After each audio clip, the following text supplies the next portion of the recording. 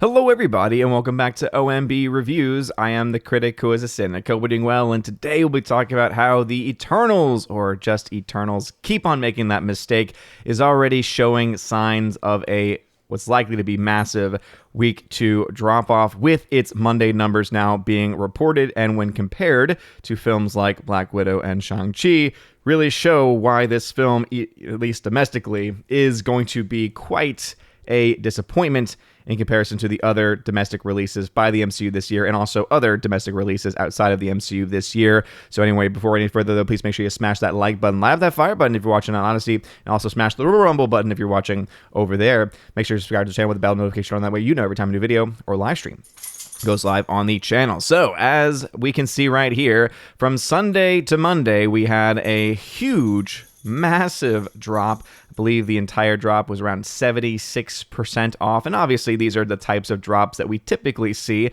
on the Monday following a release. And even though Shang-Chi is not really the best film to compare it to, simply because it did have a holiday on that Monday, which is why it is that much more than even Black Widow, when you do compare it to a film that I think we could say is absolutely at least within the same ballpark as far as release goes, Black Widow made $7.1 million in its Monday after release. This film, Eternals, $4.2 million, putting the entire domestic total at $75 million, which is a good $12 million behind where Black Widow was at the same time, and obviously a lot more than that behind where Shang-Chi was by the same time in its release. Now, what does this seem to indicate? It seems to indicate that this film is set to have a massive week 2 drop-off because interest in the film seems to be diminishing rather quickly. Now, the one bit of good news that Eternals does have for this coming weekend is it really doesn't have that much competition going up against it as far as any new releases are concerned. Clifford the Big Red Dog, a film that everyone asks for a live-action adaptation for, is coming out, and that might appease to some demographics, maybe, but most likely will not end up being number 1 at the box office. I imagine Eternals will still come in at number 1, but what kind of number 1 is that going to look like? What kind of drop-off are we going to see? Would not surprise me to see 60 to 70% drop-off in that week 2 number, possibly even more.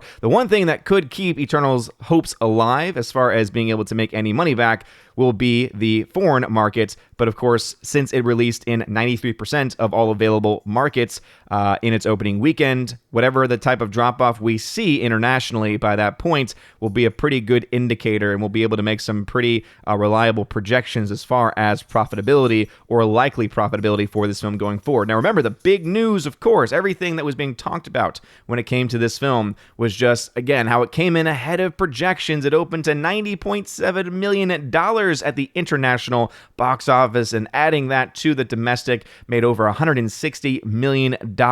Gives, it says here, the Chloe Zhao directed film bragging rights to the second biggest worldwide opening for a Hollywood title in 2021. Oh man, so impressive. And yet, we all know opening weekends do not indicate success. I know, River. I totally agree.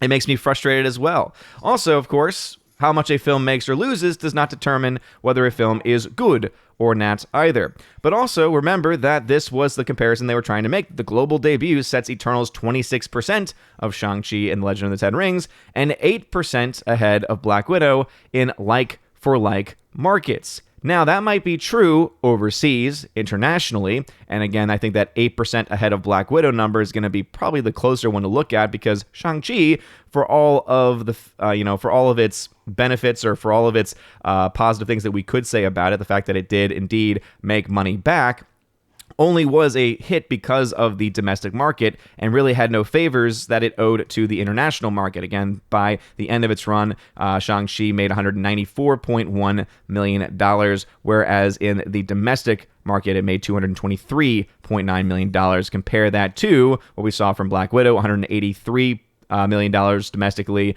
versus $193 million internationally. Interesting, though, that Shang-Chi has actually done better in both domestic and international numbers than even that of Black Widow, which I think also kind of spells some trouble. Now, obviously, people will point to the Disney Plus numbers, but when you expose the Disney Plus numbers, it reminds us, of course, of the lawsuit of which Scarlett Johansson had to be paid in settlement, which again kind of cuts into any of those revenue numbers that they would have gotten from those Disney Plus numbers, which kind of makes the entire point rather moot. But also it then brings into a more clearer light exactly why having Eternals be this far behind, at least percentage-wise, Black Widow at this point is pretty damning, because Black Widow, as you had pointed out, was also competing against itself on Disney Plus, meaning that this number, if we're going to use those Disney Plus numbers, even though we don't know exactly how much money it was making per day, but that would mean that this movie is even much more ahead of where Eternals is right now, and spells a pretty, let's just say, a pretty damning picture for the film going forward. This is a movie that could maybe make it to $150 million domestically, maybe, but it's not looking very good, at least at this point in time. That worldwide number, right, that is definitely going to be where the focus of all of the media shills and all of the box office prognosticators is going to be focused on, because that's basically what's going to determine whether or not it gets anywhere close to Shang-Chi's $418 million international number, total box office number. But will the film be able to do that? I honestly don't think so, because again, the reason why it even got this high in comparison to a film like Black Widow is because of just how much better it did domestically. If you look to the international numbers, Shang-Chi and Black Widow did almost the exact same number. When you compare the domestic, I mean, it made another extra $40 million on top of it, Shang-Chi did, in comparison to Black Widow.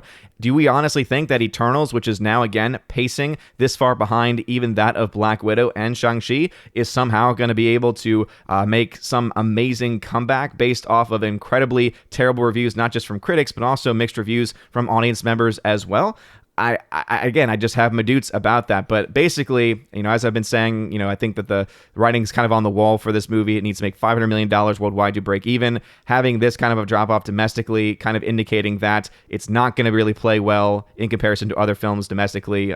Again, we had talked about the $100 million mark being crossed by Black Widow by its first Wednesday, by Shang-Chi by its first Tuesday. This movie, might, again, get to it by not even until maybe its second weekend crossing $100 million, which then raises the question of, okay, how much higher over $100 million does it actually get? Does it get to the $150 million that this other films got to in their third week, or does it barely even get to that point? Seems like that is the case, and obviously time will tell, and this coming weekend will, of course, be a huge indicator of that, and we'll be getting some box office projections on what people think. One, that Clifford the Red Dog is going to make, which is not going to be much, but also what they think the drop-off for Eternals is going to be. And I would imagine, looking at these day-to-day numbers, they're probably going to be projecting a pretty high drop-off, probably in the 60s or 70s percentage-wise range there. But again, just wanted to point this out, because even though the big story opening weekend was those international numbers, domestically, this is going to be a bit of a killer.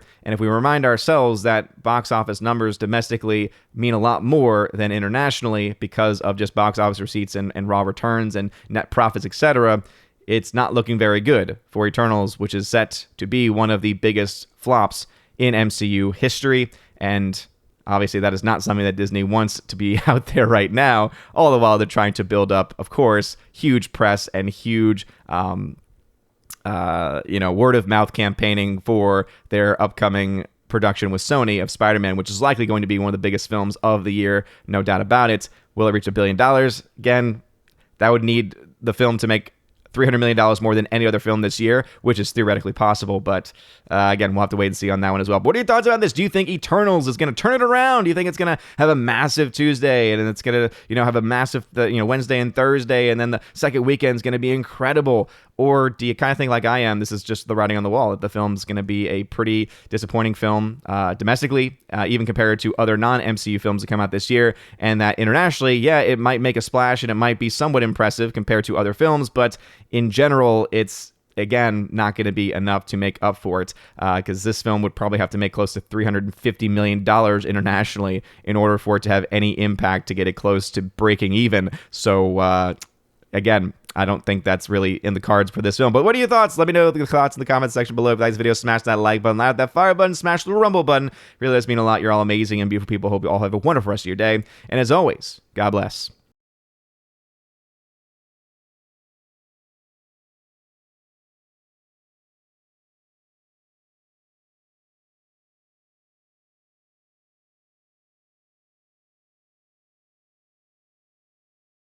And now for a huge shout out to all of my November Patreon, Subscribestar, and Locals members. Starting first off with Patreon, Andrew Hoyle, animation commentator, Brandon, Brian P., Christopher Bowman, Dolores Ed, Dion, Father Christopher Miller, hail to you, Father, Father Damian Cook, Garrett Searles, Harold Francis, Inflamed Wood, Jacob the Juice, JC, Jeffrey Toon, Joe Horn, Jonathan Carney, Gomer Kyle 79, Laura the Modern Major General Story, Mike Jackson, Mad Mitch Dunaway, Mondo Spieler, Mr. Peabody, On to June, Orange at Reviews, Out of Step with Reality, Priscilla Hall, Rosetta Ullen, Stan Andrian, Teresa Martin, Theodore Bendon, Tina Bojan, and Tina B., the Empress of the Universe. And a shout out to my Subscribestar members, UAB, Mad Dog, Storm Tracker, The R, Fast Reaction, Nosferatu Gatsu,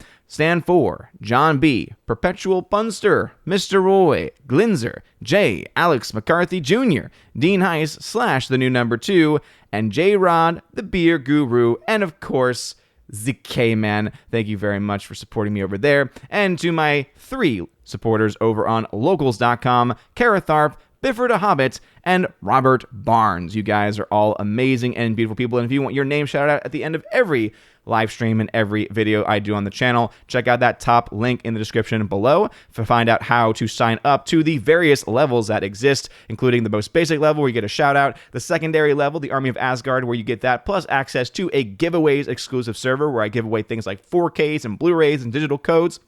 All kinds of stuff, a lot of fun. You then also have the Keeper of the Bifrost level where you get all that stuff, plus access to an exclusive podcast that I do with John the Flick Pick Flickinger. You get to ask us questions, and you get also access to that and the entire library of podcast episodes that we have done. And then there is, of course, the Chosen of Valhalla level, where not only do you get all of that, but also in your first month, you get a t-shirt of your choice and sent to you anywhere in the world. Of course, just let me know your size and the color option that you want. It'll be sent to you that first month. And also, you get to be featured on the once a month Chosen of Valhalla live stream, where we have a ton of fun talking about movies and projects and all kinds of stuff. Pretty much anything that the Chosen wants to talk about is on the table. So if any of that sounds interesting to you, check out that top link. You're all amazing and beautiful people. Hope you all have a wonderful rest of your day. And as always, God bless.